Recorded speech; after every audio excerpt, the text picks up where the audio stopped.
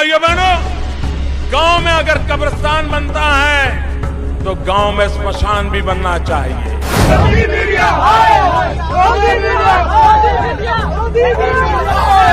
लड़कियां हैं तो आप हिंदू धर्म में शादी करेंगे या मुस्लिम धर्म? नहीं, हम मुस्लिम धर्म से करेंगे भैया, क्योंकि हम जो गलती किए वो अपने बच्चों को नहीं कराएंगे। मुस्लिम कभी किसी का हुआ है आज तक? कभी नहीं। वो गुरु है लेकिन वो कभी किसी हिंदू का नहीं हो सकते।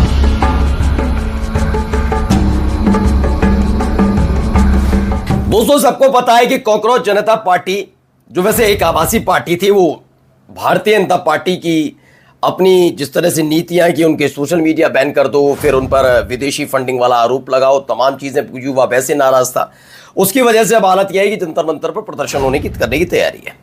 लेकिन अब सवाल ये उठता है कि कौन है युवा? ये आजकल वाले हैं? नहीं, ये उस वक्त के हैं जब नरेंद्र मोदी साहब प्रधानमंत्री रहते हुए एक प्रदेश में चुनाव जीतने के लिए कब्रिस्तान और शमशान कर रहे थे, जब वो ईद पर बिजली पर और दिवाली और होली पर बिजली की अपील कर रहे थे।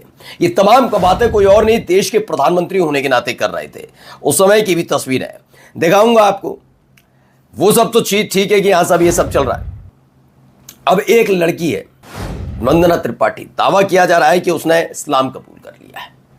क्या हुआ, कैसे हुआ, मैं वो तमाम चीजें आपको दिखाऊंगा और दिखाऊंगा कैसे गोदी मीडिया के खिलाफ कॉकरोच जनता पार्टी, जहां पर जंतर मंतर पर बैरिकेड किया गया, जनता ना पहुंचे, तमाम बहुत बड़ी तैयारियां की गई थी, लेकिन वहां भीड़ जमा भी हो रही है और लगातार गोदी मीडिया के खिलाफ नारेबाजी हो रही है। और भी कई महत्वपूर्ण खबरें दिखाता हूं। नमस्कार, मैं हूं प्राजपल।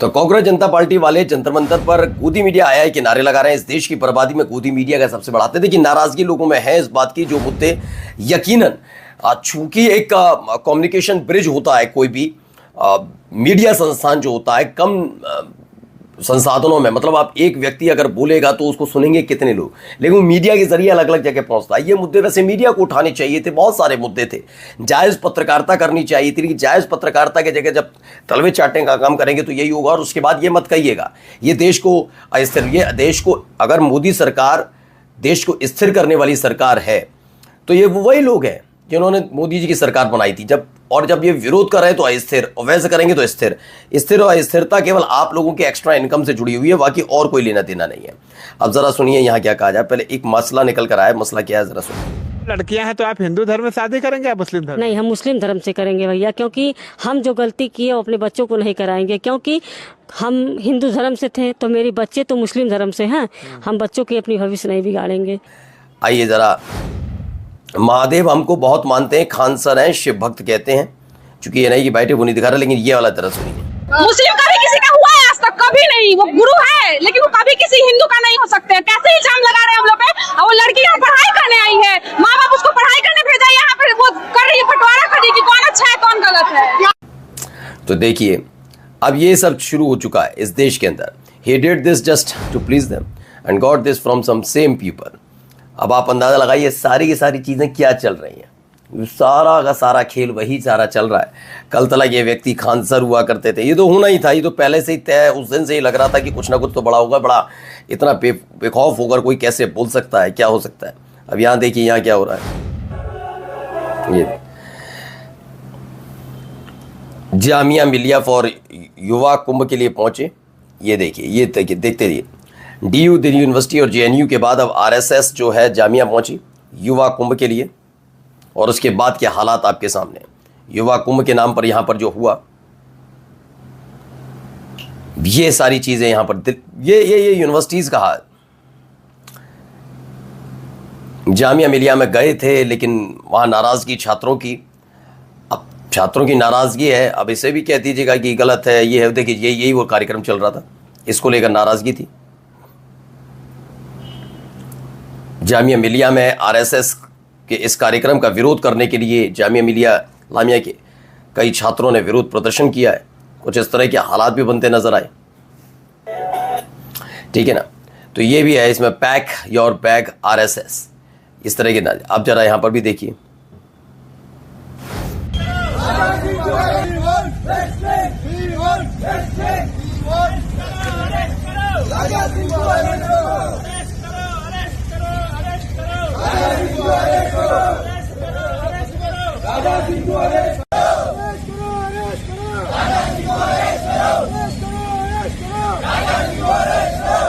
तो आप जान लेंगे बीजेपी के एमएलए हैं राजा सिंह।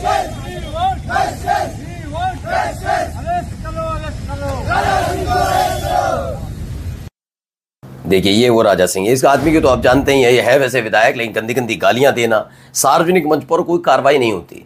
ये संस्कार सिखाएंगे।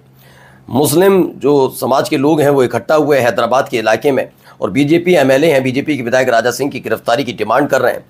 इन्होंने मुस्लिम बेटियों के बारे में एक टिप्पणी की थी, उसके बाद लोगों को सब फूट पड़ा और उसके बाद राजा सिंह की गिरफ्तारी की अपील की जा रही है, डिमांड की जा रही है।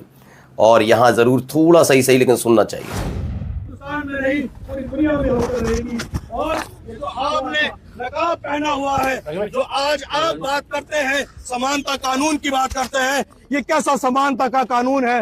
ये कैसा आप कानून लेकर आना चाहते हैं? जहाँ एक तरफ आप मुसलमानों के अधिकारों की बात करते हैं, आप उनकी महिलाओं के अधिकार के लिए बात करते हैं, वहीं दूसरी तरफ आप मुसलमानों से सजदाए तौफीक छीनना चाहते हैं। आप चाहते हैं कि उनकी मसाजिदों को सील कर दिया जाए, आप हर ढांचे को इलीगल बता सकते हैं। तो सुनो, तो यहाँ पर एक कहा जा रहा है कि देहरादून के अंदर एक थानो मस्जिद है, उसे सील करने के विरोध में प्रदर्शन हुआ।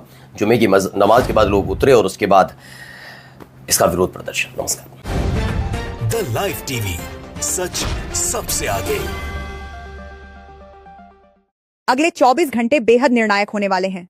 अगले 24 घंटों में या तो बहुत कुछ टूटेगा या बहुत कुछ बनेगा, या तो सब कुछ सेट हो जाएगा या फिर अगले 24 घंटे ही सब कुछ तय कर देंगे। अगले 24 घंटों में ये देश देखेगा कि जो कॉकरोच पार्टी अब तक सिर्फ स्क्रीन पर दिखती थी, क्या वो अब सड़क पर भी उतरेगी? लेकिन उससे पहले ये समझना जरूरी है कि आखिर एयरपोर्ट मत आना ये बात क्यों कही गई? कॉकरोच जनता पार्टी के फाउंडर अभिजीत दीपके ने ये अपील क्यों की? इसके पीछे असली वजह क्या है? और अब जो ये कहा जा रहा है कि वो पलट गए, यू टर्न मार लिया, पलटी मार ली, ये नैरेटिव कहां से आ रहा है और क्यों आ रहा है? नैरेटिव का खेल है साहब, और इस नैरेटिव के खेल में अगले 24 घंटे किस तरह बीतेंगे? दिल्ली की सड़कों पर जंतर मंतर के चारों तरफ, एयरपोर्ट के इर्द गिर्द पुलिस का क्या पहरा होगा? अभिजीत दीपके कदम कैसे रखेंगे और उनका अगला कदम क्या होगा? एक एक करके सब सुनते चलिए। अभिजीत दीपके ने एक वीडियो शेयर किया। वीडियो शेयर करके उन्होंने कहा कि हेलो, आपके लिए एक जरूरी मैसेज है। और जैसे ही उनका वो मैसेज सामने आया, एयरपोर्ट मत आना, बस इतना सुनते ही खबरें बनने लगीं कि वो पलट गए, यू टर्न ले लिया, पलटी मार ली। उधर से सोनम वांगचुक साहब का भी एक वीडियो मैसेज सामने आ गया। और सोनम वांगचुक साहब जो कह रहे हैं, उनकी लाइनों के बीच पढ़िए तो बहुत कुछ समझ में आएगा। उधर से प्रकाश राज साहब ने कहा कि मैं फिल्म की शूटिंग में बहुत दूर हूं, लेकिन हर हाल में, हर कीमत पर कल सुबह 8 बजे पहुंचने की कोशिश करूंगा। अब ये सवाल भी उठता है कि 6 तारीख की कॉल को हफ्ता बीत चुका है। जब पहले से पता था तो अचानक ऐसा क्यों हुआ? बहुत सारे सवाल हैं जो कल को लेकर खड़े हो रहे हैं। लेकिन उससे पहले अभिजीत दीपके का वो वीडियो आप देख लीजिए। बॉडी लैंग्वेज पर खास तौर पर ध्यान दीजिए, एक एक शब्द पर गौर कीजिए, क्योंकि यही 1 मिनट का वीडियो मैसेज उनका आखिरी मैसेज है। इसके बाद सिर्फ एक ट्वीट आया कि मैं निकल पड़ा हूं, ऑन द वे हूं। अब इसके मायने क्या हैं? क्या अभिजीत दीपके आएंगे, एक प्रेस कॉन्फ्रेंस होगी और सब कुछ सोशल मीडिया तक ही सिमट जाएगा? या जमीन पर कुछ ऐसा दिखेगा कि पैर रखने की जगह न हो? या फिर मीम्स बनने लगेंगे कि साहब 22 मिलियन फॉलोअर्स वाली पार्टी के साथ 22 लोग भी नहीं थे? या मीम बने कि जो पार्टी रिकॉर्ड तोड़ तोड़ कर बहुत सारे सवाल हैं। लेकिन उससे पहले अभिजीत दीपके का ये वीडियो ध्यान से सुनिए। Hello everyone, I have an important message for you all. मैं देख रहा हूं बहुत सारे लोग एयरपोर्ट आने को तैयार हैं। इतना बड़ा रिस्पॉन्स मुझे उम्मीद नहीं थी। तो अभी मैं आप सबसे रिक्वेस्ट करता हूं कि प्लीज एयरपोर्ट न आए, क्योंकि हम नहीं चाहते कि हमारी वजह से किसी को कोई दिक्कत हो, किसी को कोई तकलीफ हो। We don't want to create any kind of inconvenience, न आम लोगों को, न सिक्योरिटी फोर्सेस को। मैं एयरपोर्ट से सीधे पार्लियामेंट स्ट्रीट पुलिस स्टेशन जाऊंगा। आप सब वहीं आइए। वहां से परमिशन लेकर हम जंतर मंतर पर बिल्कुल शांतिपूर्वक और संविधान के दायरे में अपना प्रोटेस्ट करेंगे। हमें बेहद सावधान और जिम्मेदार रहना है। We are law abiding citizens. कोई एक मौका नहीं देना है किसी को हमारी मूवमेंट को बदनाम करने का। So again, don't come at the airport, come at parliament street police station. वहीं मिलेंगे, वहीं से साथ चलेंगे। कुल मिलाकर 1 महीना भी नहीं बीता। 15 मई को सीजेआई सूर्यकांत साहब ने वो बयान दिया था जिसमें कॉकरोच और पैरासाइट का जिक्र आया था। बाद में सफाई भी दी, लेकिन उसी के बाद सोशल मीडिया पर यह पार्टी खड़ी हो गई। 1 महीना भी नहीं बीता। दुनिया का इतिहास बहुत कुछ कहता है इस बारे में। तमिलनाडु में विजय थलापति आज मुख्यमंत्री हैं, लेकिन वो 2 साल पहले से एक्टिव थे। 6-7 महीने पहले पार्टी रजिस्टर हुई, यहां तो महीना भी पूरा नहीं हुआ। 15 जून को महीना पूरा होगा और उससे 10 दिन पहले यानी कल जो होगा वही तय करेगा कि ये सफर कहां तक जाएगा, कब तक जाएगा, क्योंकि हो सकता है कल ही ऐसा ब्रेक लगा दिया जाए कि आगे बढ़ने का कोई रास्ता ही न बचे। यूएपीए, एनएसए और दुनिया भर की चीजें सामने आ जाएं और उसके बाद कॉकरोच भागते हुए दिखाई दें, या फिर कॉकरोच के बारे में जो कहावत है कि परमाणु बम से भी इन पर असर नहीं होता, तो एनएसए और यूएपीए से क्या असर होगा। लेकिन साहब, कहावत और हकीकत में जमीन आसमान का फर्क होता है। तो जो बातें अब तक ऑनलाइन थीं वो कल ऑफलाइन होंगी, और कहीं ना कहीं अभिजीत दीपके और उनकी टीम को यह डर भी है कि बैकफायर न हो जाए। एयरपोर्ट पर अगर भारी भीड़ जुटी तो भगदड़ जैसी स्थिति बन सकती है। दिल्ली का हवाई अड्डा दुनिया के सबसे व्यस्त एयरपोर्ट्स में से एक है। वहां 20-30 सेकंड की रुकावट भी झड़प की वजह बन जाती है। ड्राइवर गाड़ी से निकलकर बाहर आ जाते हैं, तो उस जगह लोग इकट्ठा होते तो सरकार को मौका मिल जाता। इसीलिए शायद ये एहतियाती अपील की गई। और जंतर मंतर, मैंने वहां सैकड़ों प्रोटेस्ट कवर किए हैं। नरेंद्र मोदी जी से पहले जंतर मंतर पर खूब कुछ होता था। हर चैनल का एक परमानेंट रिपोर्टर वहां रहता था। लेकिन अब साहब किलेबंदी हो गई है। करीब 100 मीटर की जगह में 4-5 अलग अलग साइट्स बंटी हुई हैं। 2-0, 3-0, 4-0, 5-0 कुर्सियों की परमिशन मिलती है, और अगर आज की तारीख में परमिशन मांगें तो हफ्ता 10 दिन लग जाते हैं। अगर प्रोटेस्ट सरकार के खिलाफ हो तो परमिशन मिले भी या न मिले, या इतनी शर्तें लगा दी जाएं कि पूरा करना मुमकिन ही न हो। तो अभिजीत दीपके का ये कहना कि मैं आऊंगा, थाने जाऊंगा, परमिशन लेकर जंतर मंतर पर बैठ जाऊंगा, क्या ये इतना आसान है? अब जरा सोनम वांगचुक साहब को सुनिए। ये वो शख्स हैं जिनकी पहचान सिर्फ देश में नहीं पूरी दुनिया में है। गांधीवादी तरीके से महीनों तक शांतिपूर्वक प्रोटेस्ट करते रहे। लद्दाख में मीडिया पहुंची नहीं और उसके बावजूद एनएसए लगाकर जेल में डाल दिया गया। तो अब जब ये शांति की बात कर रहे हैं, क्या ये घबराहट में कह रहे हैं, या एहतियात है, या फिर उन्हें दिख रहा है कि कल बीजेपी कुछ और भी कर सकती है? जैसे फिल्मों में होता है, प्रोटेस्ट को बदनाम करना हो तो अपने लोग घुसाकर पत्थरबाजी करवा दो, पेट्रोल बम फिकवा दो।